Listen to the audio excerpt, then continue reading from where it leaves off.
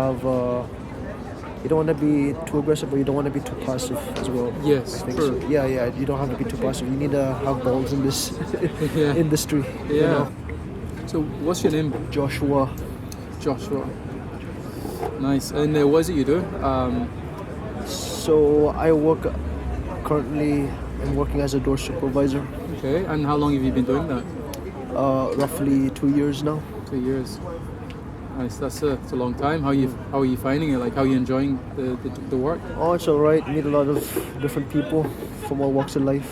You know, it's quite an adventure to say the least. I've been in different places in Scotland. Yeah, this really? job alone. What sort of places have you been to? Well, Like, have you worked at? as working in pubs in general, I worked in Paisley and Rutherglen, and in different types of security. I also work events, which is like a different platform of security. Ah, right. So for example, like sports events or music festivals. That must have been exciting. How were they? How was the? It was alright. What music festival? What was one of the most? What was a music festival you remember well? Well, the only music festival I remember was here in Glasgow, which is the QMU, which is Right. which is a university. Ah, right. Okay. It's a Queen's Margaret University right beside Glasgow Uni. Got you. But the different places I went as far as events goes was Aberdeen, which is a football event. Oh, was that for the football a football match? Yes, it's for the football match. I remember it was Aberdeen versus Celtic, I think. How was that match? That was alright. Celtic won, but you know, I'm not into favoritism. Yeah, no. Absolutely, we have to be neutral when you're working in this industry. Yeah. You know, And plus, the furthest thing I go as security was Inverness. Inverness. Yes. It's the farthest you've been. Furthest I've been, yes. What did you do there? I did site security, which is again a different platform of security. So site security. Sort of give us an idea of what site security is. It's like a night guard. Like you patrol a building, like by yourself or other people. How was that? Like, what sort of things do you need to look out for? Oh, it was nice. It was an adventure. Like I said, it was an adventure. You know, I worked there for 2 weeks, night shift. 2 weeks? Yeah. Wow. And that was during the COVID. Were you? Did you get given accommodation there? I got given accommodation. I shared a caravan with another guy. It's a guy named John. Cool guy. He does day shift, but I do night shift. We share the caravan together. Oh, so yourself and a colleague share the caravan with you doing is it night shift? Yeah, night shift. You worked at night shift, you worked day shift? Yes, correct, yeah. Okay. What's apart from that job, you know, the one up in Inverness that was like a 2-week-long site job, what's a typical, how long is a typical shift for you in terms of working at pubs and clubs or pubs and bars? Well, usually I requested a long shift, so for me, mine's like roughly 10 hours. 10 hours? 10 hours, wow. Yes. But if I just choose like a normal, typical shift, it would be like 8 hours roughly. 8 hours. So yeah, that's basically like excuse me. That's like a normal working day. Yeah, normal working like a day 9 for to 5. most door supervisors. But for me, I like having more hours equals more money. So I tend to increase the hours. The hours. Yeah, no, that makes sense completely. I can agree with that. See, between obviously the times you spent in all those different places, would you say there's a big difference in terms of like when it comes to dealing with different customers in different parts of the country? Because Inverness is a city of its own. Although you worked at sites, but you've been in Glasgow, you've been at other parts within the city. Do you have to like adjust the way you interact with people based on the different venues you work at then? Yes, sometimes, yeah. Okay. Especially if you're in a different place outside of Glasgow. Most of the time people want to talk to you, mostly in a pub setting. Mostly. Yeah, you have no problem wanting to talk. If they're drunk enough, they'll talk to you basically. So I understand some of what they're saying, Okay. but I think the most difficulty I try to understand in terms of their language of their accent was Inverness. Oh, right. So Yeah. the accent of the Indonesians, I think they Indonesians, yeah, Yeah, if you want to say that. Yeah. So their accent was much more difficult to understand. Yeah, it's more local or fast and local, I would say. Ah, okay. Yeah. You know, I can. That But that like can be Glasgow, quite I did. challenging. But unlike Glasgow, I grew up here most of my life, so I understand what they're saying. Especially the ones who are like, AKA bums, or like that how most Glaswegians would say. I would understand them as well. Yeah, You know, AKA BAMs. I've not heard that expression in a while. or the Neds. They're like. Well, yeah, Neds, or for some other people. Well, for those in England, it'll be more chavs or junkies. yeah, Chaps. just Yeah. any sort of yeah. So with obviously this line of work, what's the most customer you've ever kicked out in one night? In one night, Yeah. well, enough. This is a crazy story, but Okay. it wasn't. It was I don't know, Thursday. It was a Thursday shift, and I was told to kick out a couple. A couple. Okay. Yes. So it was an ejection, right? And it was just by myself, and along with a bar supervisor or a bar steward. Yeah. I was yeah. with. Yeah. I was told to kick out a couple who were like troublesome, who were very troublesome. So the couple were like standing there with all their drinks in their hands. They were all drunk, very rowdy, very disrespectful to the bar staff and the customers as well. And so I told them, I gave them a warning to drink up or else. But it doesn't help as much. It escalated a bit further. Like it was bad. It was really bad. So it was like 1 minute in on warning them to drink up. So I had no choice but to nick the guy's drink off his hand. And he ended up spilling a drink in my face. Wow. That's the right word to say. Yeah. Well, yeah.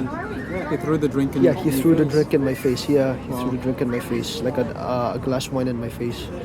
So I just lost it, and I started to, perform a single leg takedown on the guy. So, what a single leg takedown? What was that? Is that It's like what you see in UFC, something like that, Oh, right. or okay. like wrestling kind Right. of Okay. thing. Right. And I did that 3 times because the first attempt he started punching my face, but it's not like a closed fist. Luckily enough, it was but instead it was an open palm strike. Right. Okay. So he hit my face 3 times. No, he hit my face 3 or 4 times, I think. And I tried to do a single leg again. The second time that failed as well.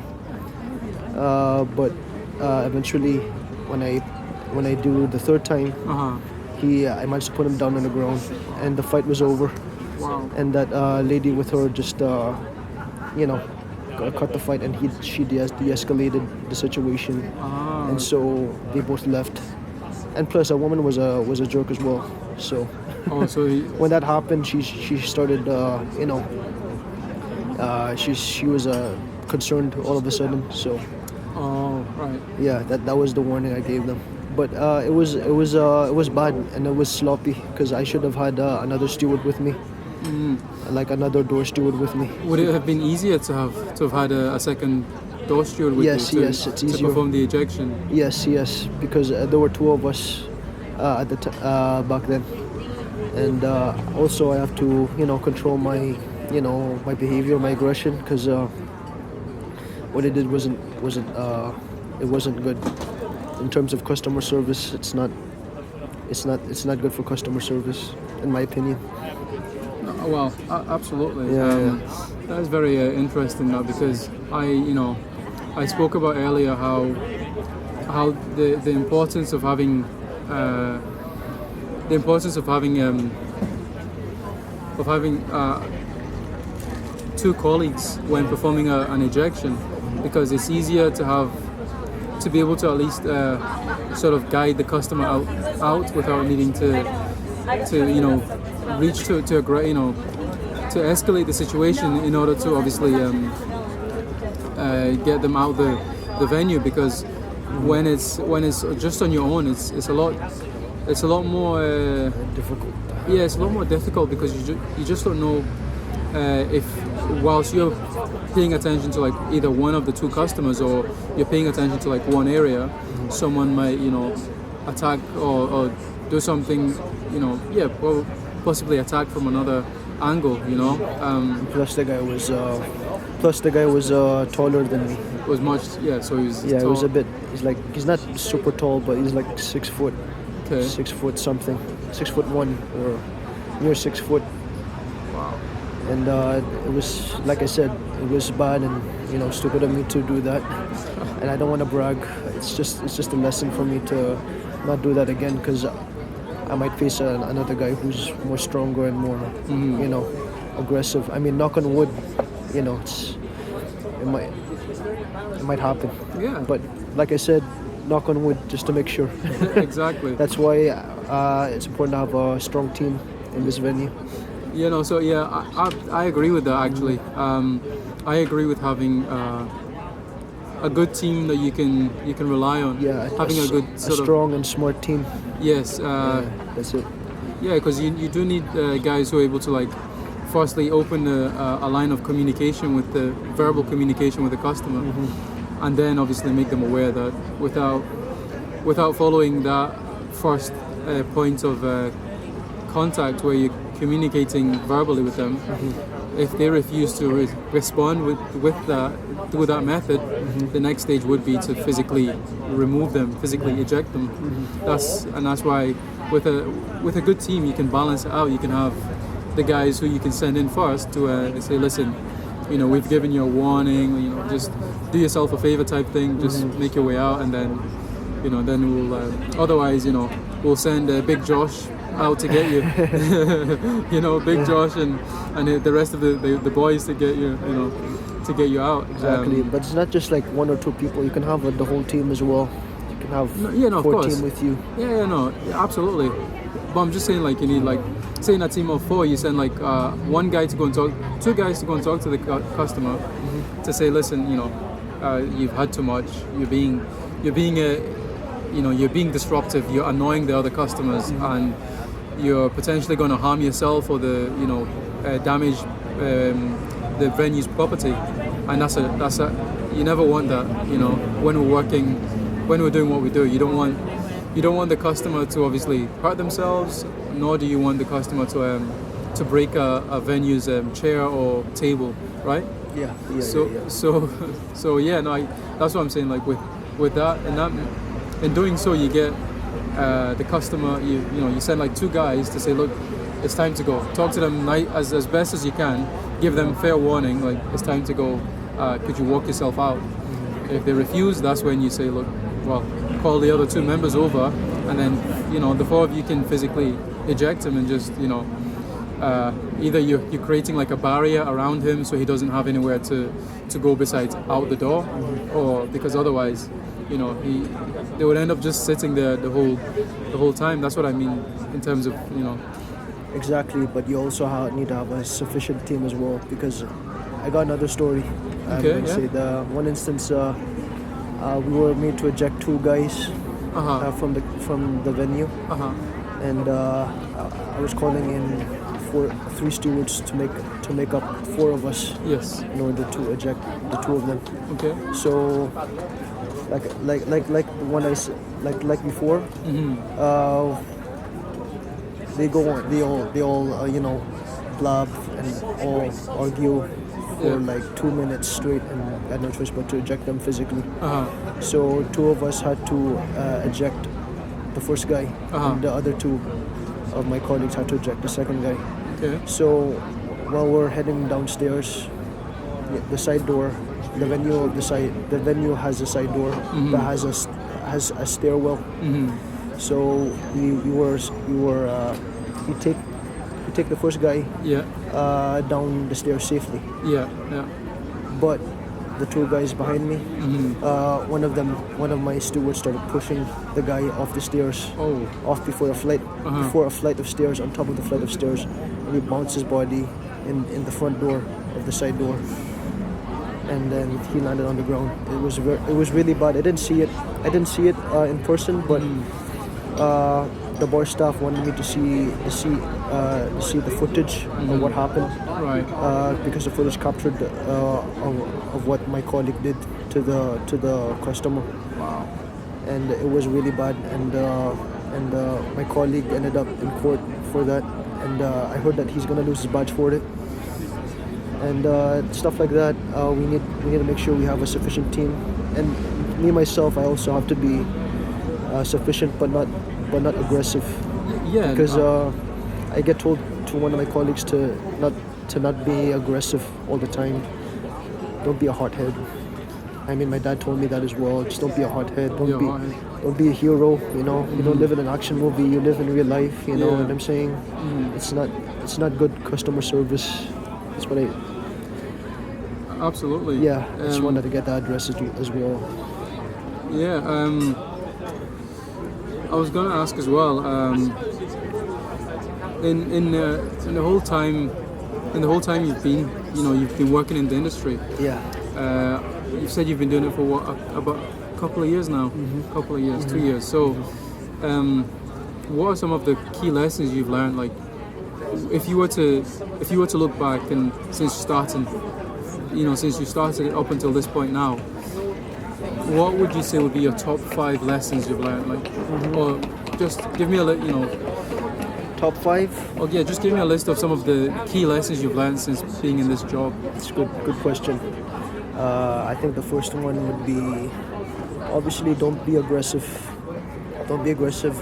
Be professional, and just don't be a hero. That's all the same thing. That's the first one. The second one is always have a team. Always have a backup team with you, because you always have bigger fish in the sea. You know what I mean? Like, people might be bigger than you, or stronger than you. They might possibly have weapons with them. You know what I mean? They might have more. They might have a group with them, a group of big guys or aggressive guys. So it's good to have a backup team with you. So knock on wood again. You need to have a good, strong team, a strong and smart team. And the third and fourth and fifth, it's hard, but I always think of the first two. I always think of the first 2 points. Okay. And I'll try and think of the third one.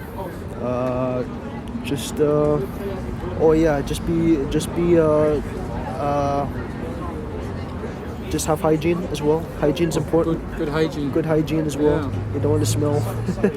Because I work with a steward who stinks. I don't want to name him, but I don't want to name names, him or her. But it's just they need to be presentable. They can talk. They have confidence, but they have to take care of their personal hygiene. It's like they just got off from the gym, or they just got off from another labor job, and then they just start working as a bouncer here and there, and you just smell the sweat. It's just disgusting, Yeah, no, that's the last thing you want when you're working with someone. You're working directly with someone for like the next 8 to 10 hours. Is to have someone just have a strong body odor the whole night. And it's hard to tell them that, listen, you need to either freshen up or put on some deodorant without coming across as being as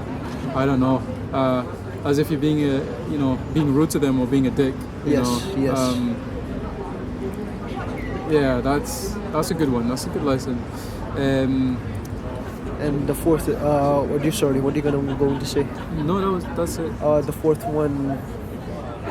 Fourth and fifth, I can't think of any fourth and fifth. You don't have to think of fourth and fifth. It's just some of the lessons you've had to you've learned this since being in the industry. I think fourth or fifth, it might be related to not being aggressive, but you just have to be nice to people, Yeah. nice to people, and and plus you need to have. You don't want to be too aggressive, but you don't want to be too passive as well. Yes, I think true. so. Yeah. You don't have to be too passive. You need to have balls in this Yeah. industry. Yeah. Looking forward, what would you say are some of your strengths right now, and what would you say are some of your weaknesses that you're looking to work on to become better at? I would say have to be more. I would say have to be less aggressive, and I think, like I said, I need to be more assertive, like I said, but I am assertive. I just need to be more You need to present it better. represented more. I think so. Yeah, I think so.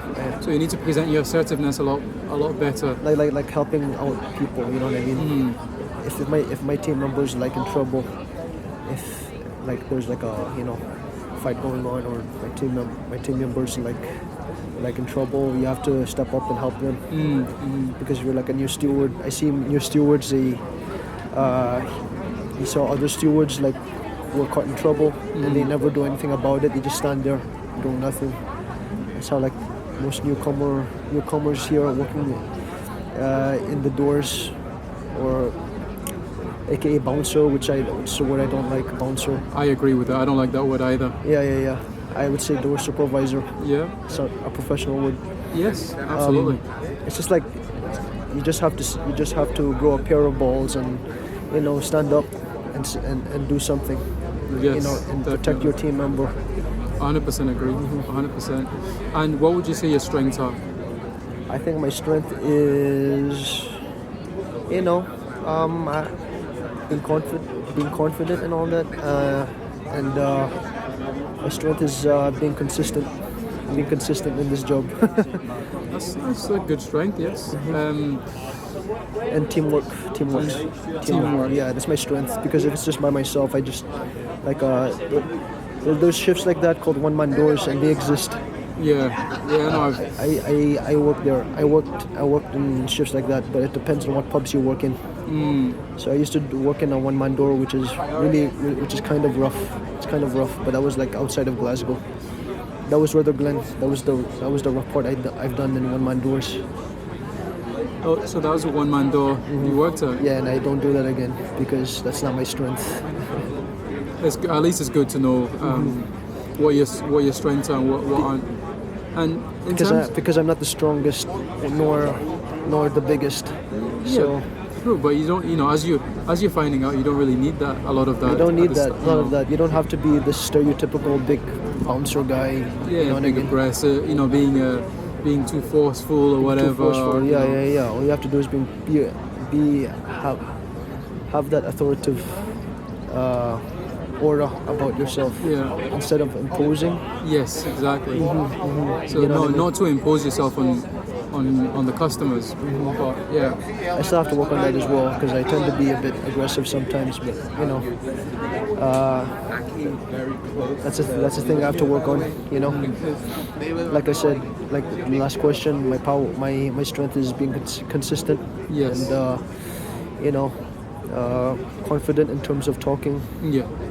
Yeah. In terms of sticking to my guns, like sticking to your state. Well, not your statement, but sticking to your own. Yeah, putting your foot down basically. Putting your foot down and first. Just being as you said, assertive. Yes, assertive. Presenting yes. it a bit, presenting it much better. Yes, exactly. Yeah. In terms of obviously some of your some of the activities that's happened recently, you've had to of course I've noticed you've have you taken up any new positions, because you mentioned looking out for younger colleagues coming in. Have you taken up more of a leadership role recently within the the venue you're working at? Well, as a team leader. I was when my colleague, two of my colleagues, such as Billy. He was a head doorman before, but he left abruptly. Okay. Without telling me or others. So he was a head doorman. He was called a head doorman. Yes. And now he left. He built the team. Okay. And so I had Robin. I relied on Robin. Yes. He's not called the team leader, but he acts like he acts as a team leader. He's Yes. a team leader in his own way. Yeah. Not what the company is told. And so He's he just also a- left. He moved into a new job. So he's also a natural team leader, is that what it is? Yes. Oh, hello. How are you? I'm good, thank you. So yeah, like I said, his name was Robin.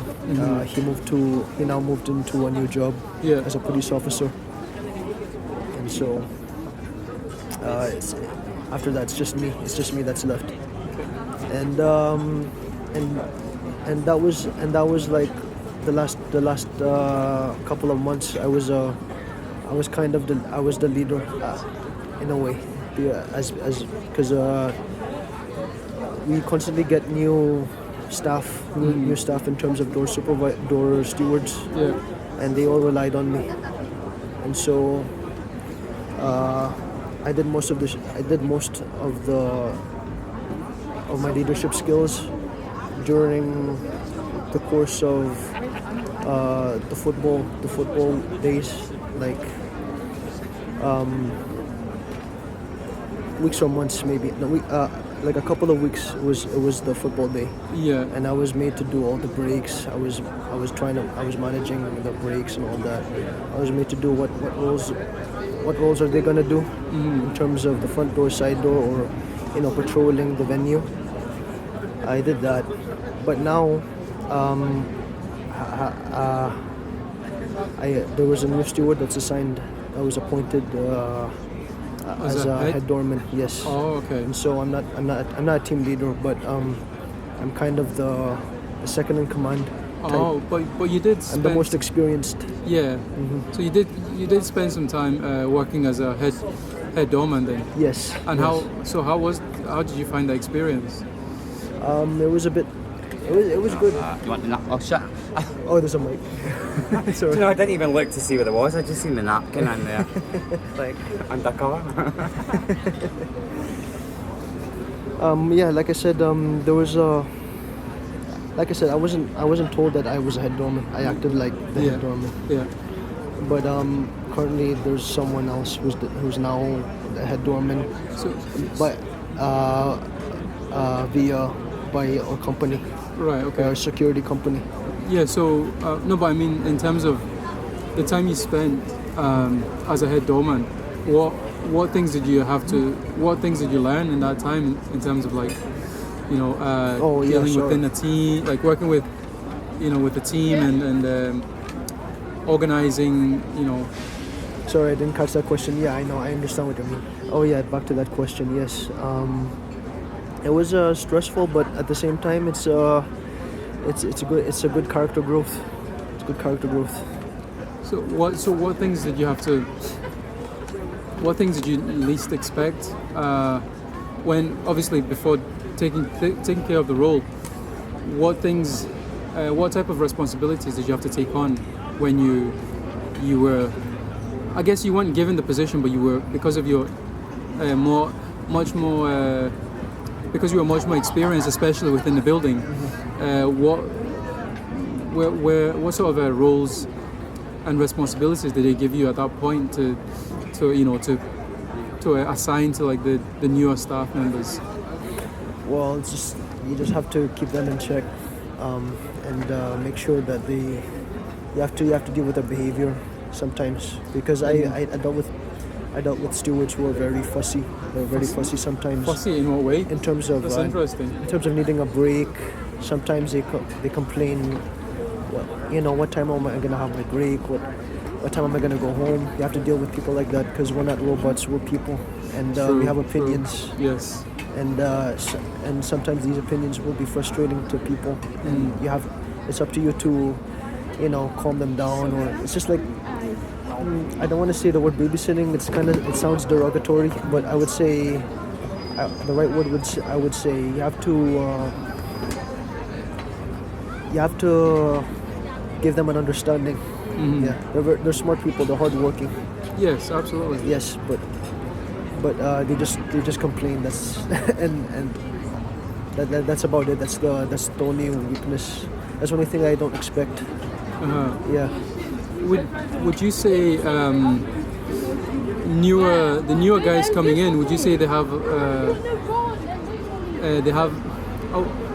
would you say they have less of an understanding of the nature of the job coming in? Yes, I think so. Yes. Well, less understanding. What would you if you were to obviously like if you were told like next tomorrow for example that you're getting a new staff to your venue and you had the opportunity to go and speak to them before they started in the venue, what would you tell them to be prepared for, like in terms of how would you get them prepared for this for the venue you work at or the venues you've worked at? Well, when I first saw them working the first time, they look like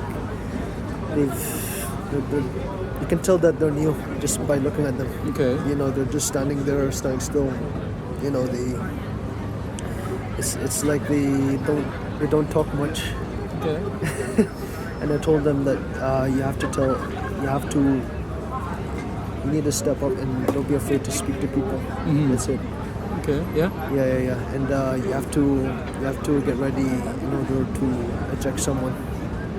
And that's what we do. And they're not aware. I don't think they're aware of that. So, in terms of the working duration, the 8 to 10 hour shift, do you think some people are prepared for the level of the length of time they'll have to be standing or just being on their feet? Have you noticed that some of the guys are they either more prepared for that or less prepared, and how do you... Maybe they're prepared on the bread and butter in terms of security, like checking their IDs and standing. Okay. Long periods of time, but in terms of like breaks and such, have you noticed that is there something you would expect them to understand, that sometimes when it's busy you might not always get the breaks that you request? Do you think? It causes a lot of confusion and unnecessary stress in terms of, especially if it's busy. Yeah. Like I said, football. Yeah. That's the most stressful time for me. So that's what I'm asking. How would you get someone? If I was coming to your door for the first time and it was a busy period, how would you get me prepared mentally for that shift? Like what would you say to me? Like I'm brand new. Like I got my badge yesterday and the company just gave me this shift today. How would you prepare me for a shift? Well, I just tell them to send someone else. No. Just tell them to do the basic bread and butter stuff, like I said to you earlier. Yeah. And just don't worry about it. But the only thing that makes it difficult is the breaks. The breaks makes it difficult and cause unnecessary stress, like I said before. But I just told them to do the basic bread and butter stuff because they were licensed, and I'm sure that they've done the training course before applying the security job. But so, in terms of obviously, say if the venue is known to be quite tough, what would you like? Do you understand what I mean? But what? I just like the way you say it, tough. Yeah, well, I don't know. Yes. How would you prepare someone to deal with like a really tough venue, like, in terms of knowing that the customers are guaranteed? There's guaranteed to be a bit of a trouble, a bit of bar fight or something similar, guaranteed to break out, or just a bit of a disturbance outside, which you've come to maybe expect in a particular venue. How would you get them prepared for that as well? Well, as far as I know, I told them to stay in position and don't leave your position at all times. That's very important, isn't it? Yeah. Why should they stay in their positions at all times? Otherwise, if someone for example, this venue has two doors. One is the front door and one is the side door. So if two people have to be in the side door at all times, have to be in the front door at all times, or one has to be in the front door at all times. So if two of them left the front door or the side door completely, then you might just bring unwanted guests inside the venue, which the bar staff won't allow. And that, so like in terms of children underage who wants to drink alcoholic beverages, or like you know, people, shady people, like AKA in Glasgow we call them bombs or junkies, something like that, Yeah. or Neds. I don't know. I don't know what you call them, but we just don't want disorder in our venue. Yeah. So I told them to stay in position. Don't ever leave position. Otherwise, it will cause unnecessary strength to me and to the venue itself. And it does come back to the situation where if the newer guys who are obviously unaware of the policies of how the venue is run, when in a situation where they leave their post, their position entirely, and it's completely unguarded, it could end up leaving everyone else who returns to then needing to go back inside to then deal with that, because you basically with having the position exposed, you end up having to go back inside and get people who snuck through whilst the doors were unguarded. Yes. To get them out, and that's and you don't want that, do you? Yeah, you don't want that. Yeah. And plus, they have to, like, it's not just staying in the doors, but positions mean like you patrol the venue as well. So if a person neglects a position like patrolling, you don't check the people out. If there's like a potential argument or potential, unwanted tension in terms of customers inside or outside, then not just the customers itself, but customers harassing our bar staff as well. Yeah. And there's no steward that's patrolling. Yeah, you can miss that as well if you don't have. It's gonna be missed. It's gonna escalate. Yeah. Without knowing. If you don't have someone who's keeping an eye on. So it's always important that we need to have security presence in the venue to make sure that there's no disorder. So we're basically like police. We just patrol the street, but to ourselves, we don't have the power to arrest. So we have the power to control and kick them out. And being at the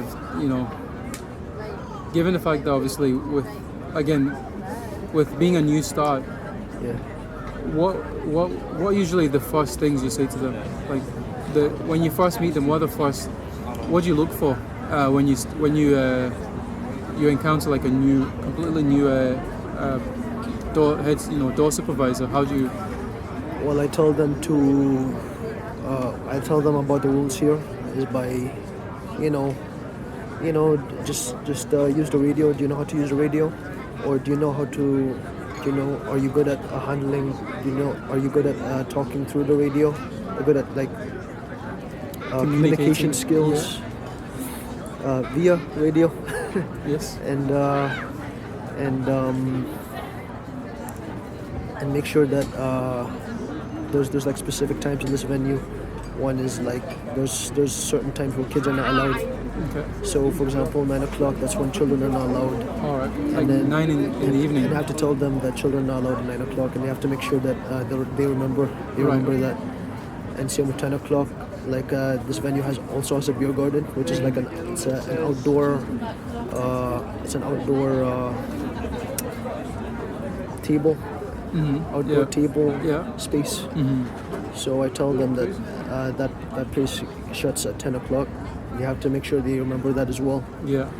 So I told them the rules of this venue, and this venue I mentioned is like, should I name it?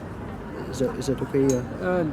I'll probably just leave that out. Just leave that out. Okay. Just to avoid. Just the venue such and such is the rules of the place, and then I tell them the bread and butter, which is check their IDs, make sure they don't bring any alcohol, and if they eject someone that they don't like, just let them know through the radio. I told them that. Okay. And by someone they don't like, you mean they just in what sense? What do you mean in what sense? If you ask me. Well, the question was obviously, of course, how when one of the new starts don't like someone that they've decided to not allow in, what are the things that they communicate in terms of like why they didn't want to let someone in? Well, like you can tell them through the it depends how efficient they are, and it depends how good they listen. You know what I mean? Yeah. But the most difficult part is just like they're just being new, and plus, I'm not being discriminatory, but it's their accent as well, because we have a very diverse, we have a very diverse work environment in terms of stewards and employees. You know what I mean? Yeah. So you have like different people from different countries who have very strong accents. Yeah. It's kind of hard for them to understand what they're saying through the radio. That's what I experience. But I'm not, like I said, I'm not being discriminatory. It's just the way of understanding them. Yeah, How they operate the radio as well. Yeah, absolutely. Yeah. All right. And some of the time that I experience while working with them in this venue is that they just don't respond. I try to respond to them, but they never respond. That's why it's really bad for us to have constant newer staff. Constantly. You know what I mean? Yeah, because I hope that answers your question. No, absolutely. It does. Yeah. And I think with that we can end it there, because we've been sitting here for like the past 40 odd minutes. It's insane. I didn't think we sit here for that long. Yes. But is that okay? Am I allowed enough? Yeah. Yeah. No. Of course. Yeah. Absolutely. I'll have a listen. I think it's just my way of speaking. Just wanted to say a quick, thank you for. I appreciate that. It's for making the effort. Just coming out to hang out and sit with me and have a little bit of a chat and answer some of my questions. I appreciate that, Josh. No, I appreciate that, Chris. No. it's been a pleasure. Thank you so much. Well, it's not. Yeah, it is kind of orange. Yeah. I had one in Counting House. I think they have. I think that's a jollof rice, right? Is that jollof? Lemon and herb chicken. Yeah, it is like that. It looks like jollof, but yeah, but obviously, like if you have a proper jollof, right? He'll tell you as well. Maybe it's spicy. I haven't tried proper jollof rice. Like a proper jollof rice is